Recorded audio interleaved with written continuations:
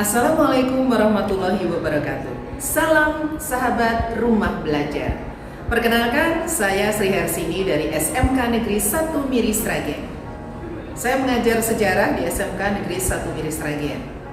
Sahabat rumah belajar, kali ini saya akan mengangkat tentang kompetensi dasar menganalisis teori proses masuknya Hindu-Buddha ke Indonesia. Indikator pencapaian kompetensi kali ini adalah menganalisis teori masuknya Hindu-Buddha ke Indonesia. Tujuan pembelajaran kali ini adalah peserta didik dapat mendeskripsikan beragam teori masuknya Hindu-Buddha ke Indonesia.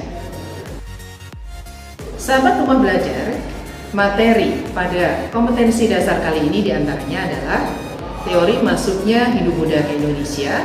Ada teori Brahmana, teori Ksatria, teori Waisya, teori Sudra, dan teori arus balik.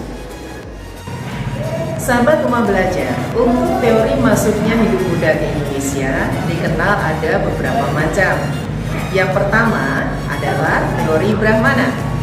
Teori ini menyampaikan bahwasanya masuknya Hindu-Buddha ke Indonesia dibawa oleh kaum Brahmana atau golongan rohaniwan yang datang ke Indonesia, kemudian menyebarkan agama Hindu-Buddha ke Indonesia.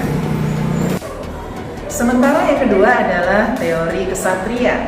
Nah, teori ini mengangkat tentang bagaimana masuknya Hindu-Buddha ke Indonesia dibawa oleh kelompok Ksatria atau kaum bangsawan. Kaum bangsawan di sini memegang peranan yang penting pada proses masuknya Hindu-Buddha ke Indonesia, adalah dari kalangan istana. Teori yang ketiga adalah teori Waisya.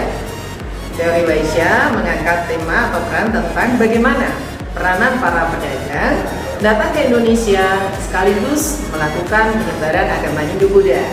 Nah, jalur perdagangan ini banyak sekali menggunakan daerah-daerah pesisir yang kemudian para pedagang ini melakukan perkawinan dengan penduduk asing. Sahabat rumah belajar, untuk teori yang keempat adalah teori Sudra. Teori Sudra ini di mana pembawa pengaruh proses masuknya agama Hindu-Buddha ke Indonesia adalah golongan rakyat biasa. Rakyat biasa juga memegang peranan yang penting pada proses masuknya perkembangan agama Hindu-Buddha di Indonesia. Sahabat rumah belajar, untuk teori yang terakhir adalah teori arus balik. Teori arus balik ini dimotori oleh orang-orang Indonesia yang belajar agama Hindu-Buddha ke India. Kemudian mereka kembali lagi ke Indonesia, yang selanjutnya mereka melakukan proses penyebaran agama Hindu-Buddha di Indonesia. Nah, itulah 5 teori masuknya Hindu-Buddha ke Indonesia, diantara teori Brahmana, Ksatria, Waisya, Sudra, dan arus balik. Sahabat rumah belajar yang berbahagia, dapat kita tarik kesimpulan teori masuknya Hindu-Buddha ke Indonesia ada 5, diantaranya teori Brahmana yang dibawa oleh kaum Brahmana atau kaum rohaniwan, teori Ksatria dibawa oleh golongan bangsawan, teori Waisya dibawa oleh kaum pedagang, dan teori Sudra oleh rakyat biasa, serta teori arus balik, bagaimana rakyat Indonesia berangkat ke India, belajar agama Hindu di sana dan Buddha, kemudian menyebarkannya ke Indonesia.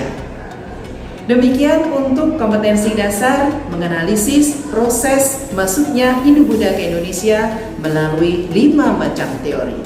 Semoga bisa bermanfaat untuk sahabat rumah belajar. Saya Sri Hersini mohon pamit undur diri. Bersama rumah belajar, di mana saja, kapan saja, dengan siapa, rumah belajar akan menjadi sahabat setia Anda. Sukses untuk kalian semuanya, sukses untuk para siswa, dan sukses untuk tenaga pendidik, guru-guru cerdas di Indonesia. Wassalamualaikum warahmatullahi wabarakatuh.